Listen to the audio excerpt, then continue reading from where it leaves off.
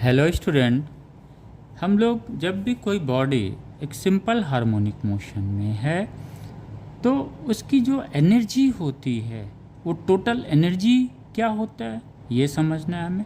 इसकी potential energy क्या होती है उसके पोजीशंस पे डिपेंड करती है। That depend on to the displacement. Mean position से कितना डिस्प्लेसमेंट हुआ उस बॉडी का, उस पर पोटेंशियल एनर्जी डिपेंड करती है। यानी अगर वो बॉडी मीन पोजीशंस पे है इसका मतलब y इक्वल टू 0, और यहाँ पे क्या होगा, उसका पोटेंशियल एनर्जी क्या हो जाएगी, 0 हो जाएगी।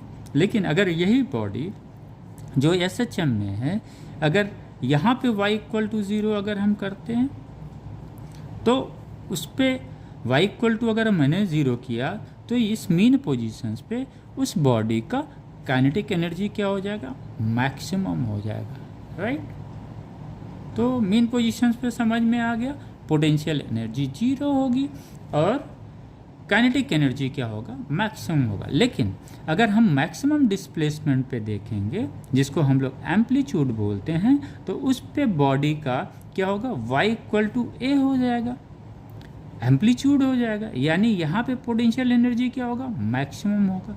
लेकिन यहाँ पे पोटेंशियल एनर्जी काइनेटिक एनर्जी क्या होगा, अगर y की जगह हम a रखते हैं तो ये इसकी वैल्यू कितनी आ जाएगी, 0 आ जाएगी, राइट।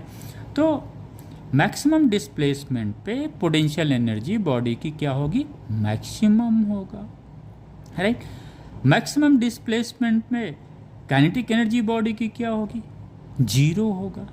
ऐसे देखें ना, ये इक्वेशन से पोटेंशियल एनर्जी का half m omega square y square, y क्या है, ये वाई उस बॉडी का डिस्प्लेसमेंट है, यानी डिस्टेंस है, कहाँ से, फ्रॉम मीन पोजीशन से।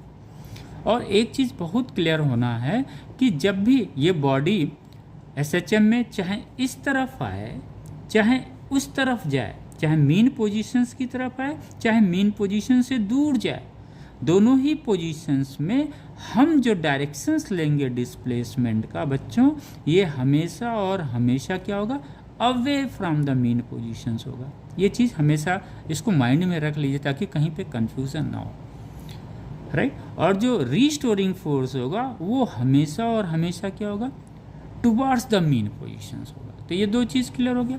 अगर बॉडी SHM में इधर करते हुए किधर आ रही है, टुवार्ड्स द मीन पोजीशन आ रही है, इधर जब जा रही है तो away from the mean position जा रहा है, जा तो रहा है लेकिन जो डिस्प्लेसमेंट का डायरेक्शंस होगा वो हमेशा क्या होगा बच्चों, away from the mean positions होगा। तो potential energy kinetic energy clear हो गया। टोटल एनर्जी क्या होता है, कांस्टेंट होता है।